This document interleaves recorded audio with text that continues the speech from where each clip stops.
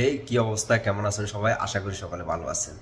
তো আজকে যে বিষয়টা নিয়ে কথা বলবো সেটা হচ্ছে ডক্টর ইউনূস স্যারকে নিয়ে। কেন ডক্টর ইউনূস স্যারকে লোকজনে বিনীতভাবে অনুরোধ করে বলতেছে, স্যার আগামী 5 বছর আপনিই থাকেন। কেন বারবার মানুষ রিকোয়েস্ট করতেছে ডক্টর ইউনূসকে, সেই বিষয় নিয়ে আজকে কিছু কথা আপনাদের মাঝে শেয়ার করব। আসলে দেখেন, কেনই বা বলবে না, তিনি আসার পর থেকে একের পর এক দেশের জন্য, দেশের জনগণের জন্য যেভাবে কাজ করে যাচ্ছে, এটা তো তার জন্য প্রাপ্য। বিনিয়োগ সম্মেলনে বাংলাদেশের মানুষের ক্ষুধা ও দরিদ্রতার কথা বলতে গিয়ে ডক্টর মোহাম্মদ ইউনূস স্যার যেভাবে কান্নায় ভেঙে পড়েছে, এই কান্না আসলে কোনো মেট্রো রেলের জন্য নয়, এই কান্না কোনো চেতনার কান্না নয়, এই কান্না কোনো মিথ্যে অভিনয় নয়। এই কান্নাতে জড়িয়ে আছে দেশের প্রতি, দেশের মানুষের প্রতি, দেশের জনগণের প্রতি ভালোবাসা এবং মায়া।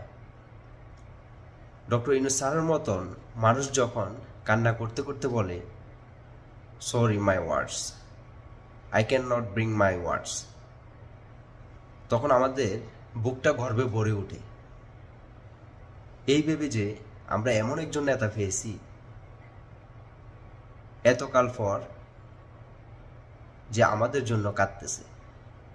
বাংলাদেশে বহু নেতা এসেছে কিংবা ভবিষ্যতে বহু নেতা আসবে, কিন্তু দেশ ও দেশের মানুষের জন্য কথা বলতে গিয়ে কান্নায় ভেঙে পড়ার মতো নেতা খুব কমই এসেছে। প্রিয় ডক্টর ইউনূস স্যার, ইতিহাস আপনাকে মনে রাখুক বা না রাখুক, আমরা আপনাকে মনে রাখব। আমরা মনে রাখব আমাদের একজন নেতা ছিল যে আমাদের দুঃখ দুর্দশার কথা বলতে গিয়ে কান্নায় ভেঙে পড়ত। বাংলাদেশে এমন বিনয়ী একজন নেতার খুবই প্রয়োজন ছিল এবং আমরা তা পেয়েছি।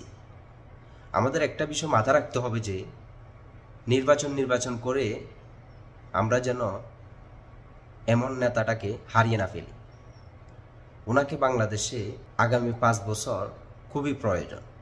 তবেই হয়তোবা বাংলাদেশ শুধু স্মার্ট বাংলাদেশ নয়, সোনার বাংলাদেশ তৈরি হবে ইনশাআল্লাহ। আমরা তা বিশ্বাস করি। ধন্যবাদ সকলকে।